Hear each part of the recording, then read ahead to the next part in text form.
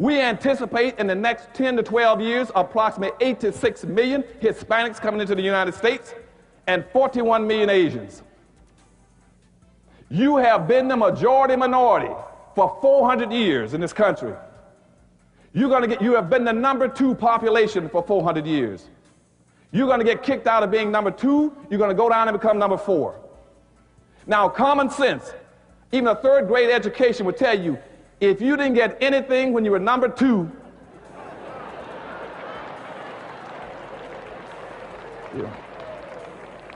you all jumped ahead of me, but anyway, you can guess what you're going to get when you become number 4.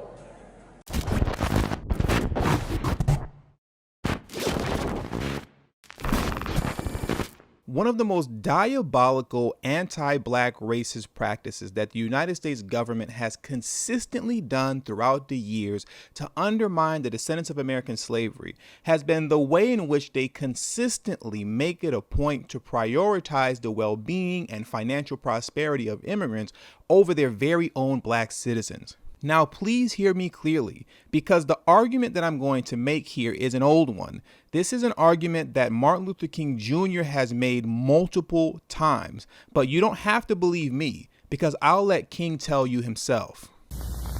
There has never been a single, solid, determined commitment on the part of the vast majority of white Americans on the question of genuine equality for the black man. In 1863, the Negro was freed from the bondage of physical slavery through the Emancipation Proclamation.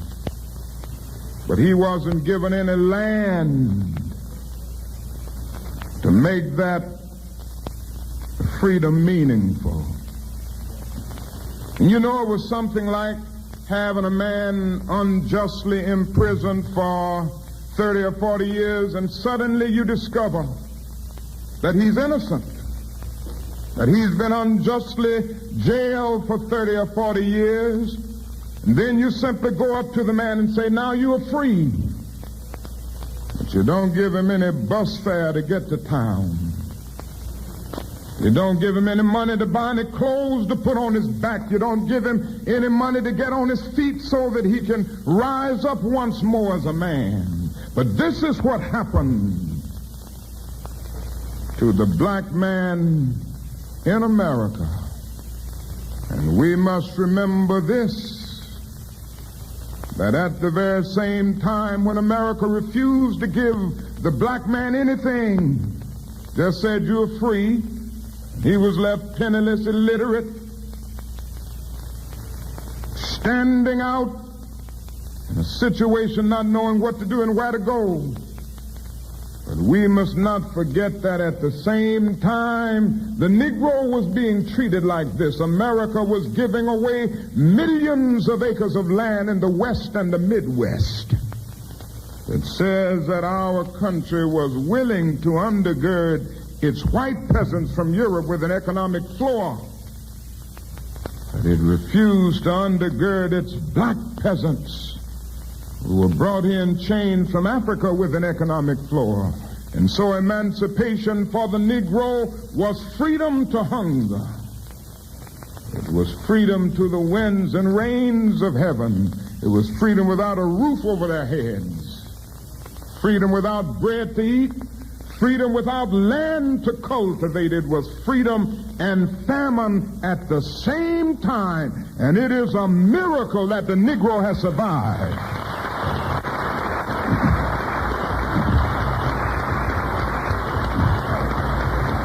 So as you can clearly see, this has been going on for over a century. This includes Asian immigrants. Asian immigrants have always been welcomed into this country on the basis of education and employment. And furthermore, they've been favored over black Americans as well. Everything that I'm saying right now can be backed up by history and data. And I'll be going more into detail about this in a future video, but let this much sit on your mind for a moment. Between 1950 and 1964, 6,000 Korean students entered the United States, many of whom were professionals like medical doctors, lawyers, and professors. Now let me back it up for a moment so you can really process what I just said. While you were fighting court battles like Brown versus Board of Education, literally risking your life to get a decent education, the U.S. government was flying in Korean students, giving them access to institutions that you were barred from. Brothers and sisters, please stop letting other people of so-called color make comparisons to the plight and struggles of the descendants of American slavery. It is not the same on any level. But let's move on, because I digress. Now, currently, we're headed into the Biden-Harris administration, and what they're going to do is prioritize roughly 9 million Hispanic immigrants and the Hispanic community at large over the black community. Now, how do I know this? I know this because that's what Joe Biden said he was going to do. You don't believe me? Here's Joe Biden in his own words telling you what he's going to do after being asked a very direct question about reparations for the descendants of American slavery. Vice President Biden, do you support reparations? Look, let me, since I haven't spoken on this, got a chance. Number one, the reason we're the country we are is because of immigration. We've been able to cherry pick the best from every single continent. The people who come here have determination, resilience. They are ready to stand up and work like the devil. We have 24 out of every 100 children in our school today is Hispanic. The idea that we are going to walk away and not provide every opportunity for them is not only stupid and immoral, but it's bad for America. They are the future of America, and we should invest in them. Everybody will benefit from it, every single American, and you should get used to it. This is a nation of immigrants. That's who we are. That's why we're who we are. That's what makes us different, and we should invest in them. Thank you, Mr. Biden. Senator Klobuchar, you had your hand up. He even goes on to say this on his website on the page titled Joe Biden and the Latino Community. And it reads like this. Biden has worked with and supported the Latino community for decades, standing shoulder to shoulder with President Obama to pass the landmark Affordable Care Act, strengthening workers' rights and defeating the National Rifle Association to ban assault weapons and higher capacity magazines.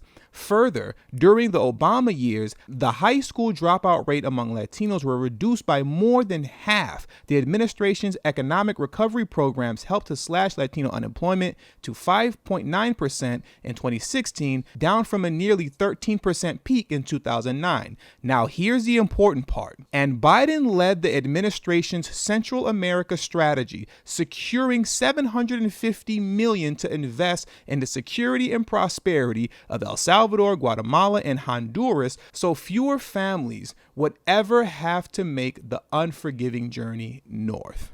So hold on just a moment. $750 million. You know what? I'm not going to go on that tangent right now. Let's just keep on moving forward. Joe Biden knows the Latino community, and they know him. He will be ready on day one to implement the changes needed for the Latino community to thrive. I repeat, he will be ready day one to implement the changes needed for the Latino community to thrive. So what does that all actually mean for Black America? Well, I'll let Dr. Claude Anderson answer that question, and then we'll get back to the discussion. You're going to have an unending influx of immigrants into the country. And that's what Dr. Price is talking about. And nobody, no black politician, no black organization wants to deal with that issue. They will avoid it at all costs, even though in their hearts they know that's one of the biggest problems for black folk. We anticipate in the next 10 to 12 years approximately 8 to 6 million Hispanics coming into the United States and 41 million Asians. You have been the majority minority for 400 years in this country. You have been the number 2 population for 400 years. You're going to get kicked out of being number 2. You're going to go down and become number 4. Now, common sense, even a third grade education would tell you, if you didn't get anything when you were number 2,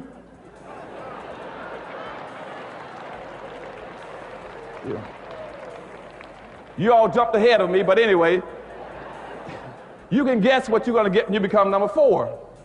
The great Dr. Claude Anderson spent 30 plus years warning us about this moment. And here we are. Shout out to Jim Clyburn, John Lewis, Sheila Jackson Lee, and all of the other great politicians that were supposed to be representing the black community. You have done a phenomenal job. Thank you so much in protecting the black community. But all sarcasm aside now, and in all seriousness, you have to start asking yourself, what does it mean to be fourth on the population list while at the same time being the poorest group of people in this country? Well, Dr. Claude Anderson, please take it away again. And the worst part about it is as you descend and go down to number 4, those other groups are going to go up. And as they go past you, you're going to have major racial clashes in this country. You're going to have fights all over this country between blacks and Hispanics, blacks and Asians, blacks and poor whites. And black folk cannot fight all these groups. Everybody can not always be against black folk. They know that we are vulnerable and we are defenseless. And we cannot fight those groups. Now, let me elaborate on what Dr. Claude Anderson was talking about, because when he's talking about fights and clashes, he's not talking about physical violence. He's talking about politics. For example, I did a video back in November of 2019 titled Chinese Immigrants Attempt to Block Affirmative Action in Washington State. And that video was based on this article that's here in front of you from the Seattle Times titled Washington Voters Narrowly Rejecting Affirmative Action in Referendum 88. Another example would be this New York Times article titled A Blank Relief Fund Was Only for Black Residents. Then Came the Lawsuits. Oregon earmarked $62 million to explicitly benefit black individuals and business owners. Now some of the money is in limbo after lawsuits alleging racial discrimination. Now, when you go on to read this article, what you'll find out is that the lawsuit was brought on by 2 white business owners and a Hispanic business owner. Now, let's take a moment to read a portion of this article. Supporters of the fund argued that the $62 million accounted for about 4.5% of what the state received, leaving plenty for residents who are not black. They also noted that other blank-related funds were tailored in a way that allowed them to almost exclusively benefit particular racial and ethnic groups. A $10 million fund created by the state that largely benefits undocumented Latino immigrants, and one created by Portland officials to aid a district of largely Asian-owned businesses. So now the question is simply to be asked, what's the problem here? If everyone is getting their money, why is it that as soon as it's time for you to get your slice of the pie, now all of a sudden everybody has a problem and they want to bring on lawsuits and they want to form coalitions to block policy that could possibly help you? How come everybody has a problem when it's your turn to get a slice of the pie? That's the question. And that's what you'll be dealing with moving forward, and that's going to increase. If you're not willing to play ball with that people of color, minority, and marginalized groups game, anytime you make efforts to secure policy for the black community, you're going to see this type of pushback and people coming together to block it just to stop you. But hear me clearly, because I've been holding off on saying this for quite some time now. But the fact of the matter is that we don't have any more time. There's no more time for me to hold out on and for me to be quiet on and to be worried about your feelings. I just got to tell you the truth. If you are unable to secure any tangibles for the black community within this Biden-Harris administration, Black America as a whole is finished. In my personal opinion, we only have this administration, the next 4 years, to get something together. If I'm being generous, I'll say 2030. So that's 9 years from now. That's this administration, another administration, and then a bonus year. That's if I'm being generous. But how I personally feel, you have only this administration to get some tangibles on the table that specifically benefit the black community. Because at the end of the day, when it's all said and done, the numbers don't lie. By 2065, you will be 4th on the population list. And by 2053, the median wealth of black Americans will have fallen to 0. By 2053, the median wealth will have fallen to 0, and by 2064, you will be 4th on the population list. How do you think that future is going to look for us? You tell me. It's the 4th quarter, there's 9 minutes left, and we're down by 45 points. That's the reality. I've been holding off on being this honest with you for quite some time now, but I cannot hold off anymore. Now understand, there's one of two things that have to be done, if not both. You're either going to have to secure reparations and a black agenda, or we are going to have to get serious about getting into tech. I've been talking about that since late 2019 with my video series titled Brother Please Hear Me Out. We are currently within the beginning stages of the 4th Industrial Revolution. The tech door is wide open right now.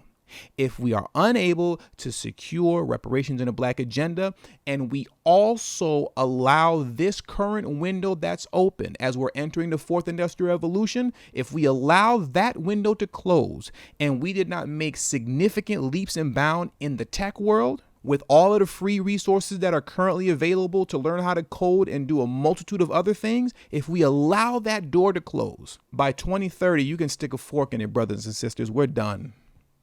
We're done. And that's just the reality. We're finished. So I hate to end the video on such a somber note, but the reality is the reality. The numbers don't lie. It's right there in front of your face. The only question is, where do we go from here? But that'll be for another video. So until the next time, please make sure you hit that subscribe button as well as the bell notification next to the subscribe button so you can be notified whenever I release a new video.